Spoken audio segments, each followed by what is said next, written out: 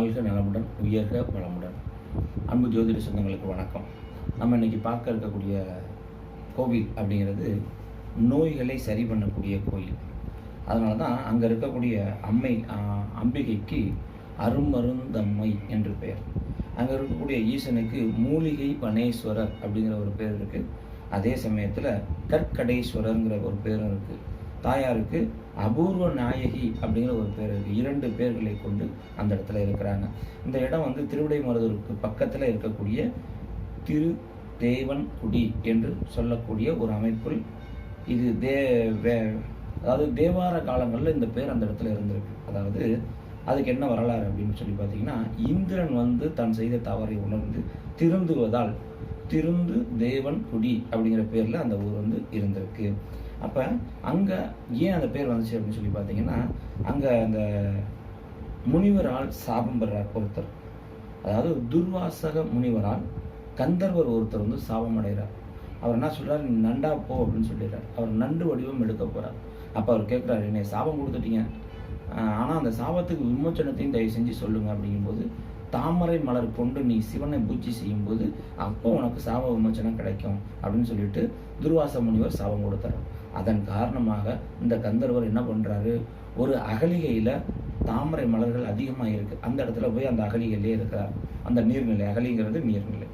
அப்போ அங்கேருந்து தினமும் ஒரு மலர் காணா போயிட்டே இருக்கு. அந்த அகலியை உருவாக்கினவர் இந்திரதேவன், தேவர்களுக்கெல்லாம் ராஜா என்று சொல்லக்கூடிய இந்திரன். அப்போ அந்த இந்திர பகவான் தினமுமே அதிகாலை வேளையில் அந்த தாமரை மலர் எடுத்து சிவனுக்கு வழிபாடு செய்வது வழக்கமாக வச்சுக்கிட்டு இருந்திருக்கார். அப்படி இருக்கும்போது அவர் ஒவ்வொரு நாளும் ஒவ்வொரு மலர்கள் குறையிறத கவனிச்சுக்கிட்டே வரார்.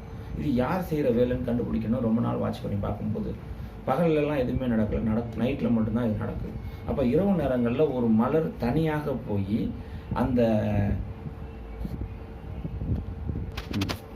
அப்போ ஒரு மலர் மட்டும் தனியாக அந்த கோவிலுக்குள்ளார போய் அந்த கோமுகம் வழியாக உள்ள கர்ப்பகிரகத்துக்கு போகிறத அந்த இந்திர பகவான் பார்க்குறார்.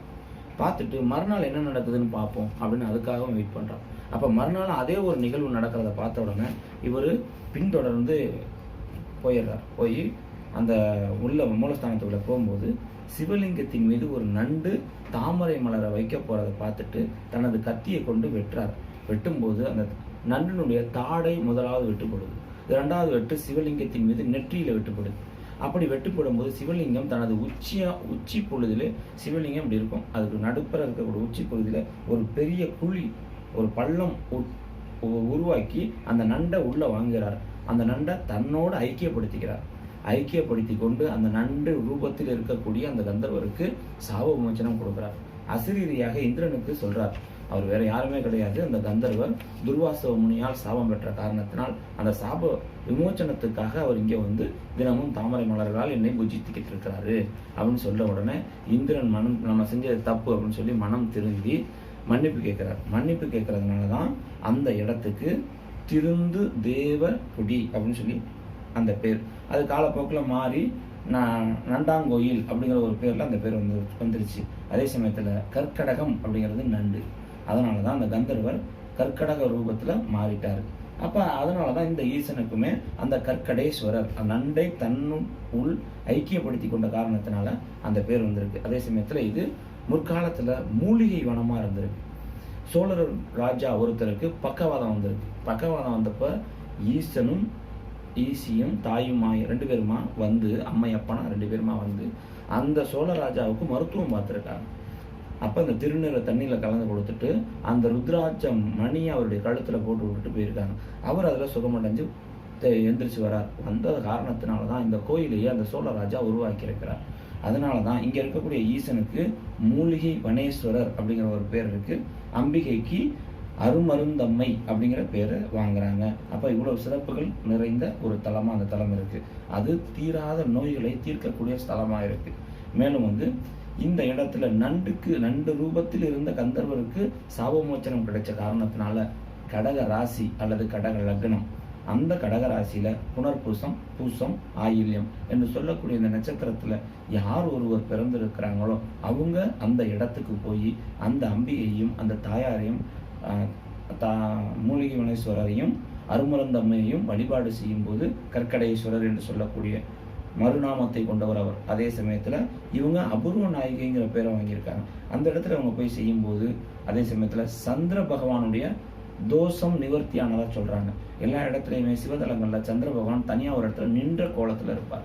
ஆனால் இங்கே மட்டும் அமர்ந்த கோலத்தில் அவர் அங்கே இருக்கக்கூடிய ஒரு நிலை இருக்கிறது, யோக நிலைன்னு சொல்லுவோம். அந்த யோக நிலையில அமர்ந்த நிலையில சந்திர பகவான் அங்க வழிபாடு செய்து தியானம் செய்து தனது தோஷத்தை நிவர்த்தி செஞ்சிருக்கிறார். அப்ப கடகராசிக்கு அதிபதி யாருன்னா சந்திர பகவான். அப்ப சந்திரனால் தோஷம் நிவர்த்தி செய்யப்பட்ட தலம் அது. அப்ப இந்த கடகராசிக்காருக்கும் உரியவங்க எல்லாமே அந்த இடத்துல போய் அங்க வழிபாடு செய்யறது நல்லது. அதே சமயத்துல விருச்சக ராசி என்று சொல்லக்கூடிய விருச்சக ராசியில சந்திர பகவான் போய் நின்னார் அப்படின்னு சொன்னா அது விருச்சக ராசி. அப்போ அந்த தன்மையில் இருக்கக்கூடிய விருச்சிக ராசி நபர்களும் இந்த இடத்துல போய் வழிபாடு செஞ்சுக்கிறது ரொம்ப நல்லது. என்னைக்கு செஞ்சால் நல்லது அப்படின்னா செவ்வாய்க்கிழமையில மத்தியானம் 3 to 4:30 ராகு கால வேலையில் வழிபாடு செஞ்சுக்கிறது ரொம்ப விசேஷம்னு சொல்லலாம். அதே சமயத்தில் ஆடி மாதத்தில் வரக்கூடிய அமாவாசை அந்த தினத்தில் பூர நட்சத்திரமும் சேர்ந்து வரக்கூடிய சமயத்தில் 21 காராம் பசு மாட்டினுடைய பாலை அந்த சிவலிங்கத்தின் உச்சியில் இருக்கக்கூடிய அந்த குழியில ஊற்றும் போது அது உள்ள இருந்து நண்டு வெளியில வரும் அப்படிங்கிறது ஐதீகமா இருக்கு. அதை பார்க்க முடியும் அப்படிங்கிறதையும் சொல்றாங்க. அதே சமயத்துல அதை தமிழ் தாத்தா என்று சொல்லக்கூடிய உவே சாமிநாத ஐயாவும் அது அவருடைய குறிப்பில் குறிப்பிட்டிருக்கிறாரு. அப்படிங்கிறது தான் விசேஷமான ஒரு இதுன்னு சொல்லலாம். ஆக இந்த வழிபாட்டு முறைகளை செஞ்சுக்கும் போது இது இவர்களுக்கு ஒரு சிறப்பாக இருக்கக்கூடிய தன்மையாக இருக்கும். அப்போ இதை செவ்வாய்க்கிழமை நாட்களில் செஞ்சுக்கிறது ரொம்ப விசேஷம்னு சொல்லலாம். அப்போ இந்த இடத்துக்கு இந்த கோயில் எங்கே இருக்குது அப்படின்னா கும்பகோணம் மாவட்டம், தஞ்சாவூர் மாவட்டம் கும்பகோணம் வட்டத்தில் இந்த கோயில் இருக்கக்கூடிய ஒரு விசேஷமாக இருக்குது. ஆக இந்த இடத்துக்கு பழைய பேர் அப்படின்னா திருந்து தேவன்குடி. அதே சமயத்தில் இப்போ இருக்கக்கூடிய பேர் அப்படின்னு சொல்லி பார்த்தீங்கன்னா நண்டாங்கோயில் என்று சொல்லக்கூடிய ஒரு அமைப்பில் இருக்குது. இது திருவீசலூர் பக்கத்தில் இருக்குது. அங்கேருந்து நடந்து கூட போகலாம் அல்லது ஒரு ஆட்டோவில் போகலாம். அந்த அளவுக்கு விசேஷமான ஒரு திருத்தலமாக இருக்கக்கூடிய ஒரு சிறப்பை கொண்டது, நோய்களை தீர்க்கக்கூடிய ஒரு தலமாக இன்று நாம் இதை பார்த்திருக்கிறோம். மற்றொரு பதிவில் உங்களை சந்திக்கும் வரை உங்களிடமிருந்து விடைபெறுவது வேதமித்திர ஜோதிட ஆராய்ச்சி மையத்தின் ராக்ஃபோர்ட் ராஜ் PS. வாழ்க நலமுடன், உயர்க வளமுடன். குரு வாழ்க, குருவே துணை.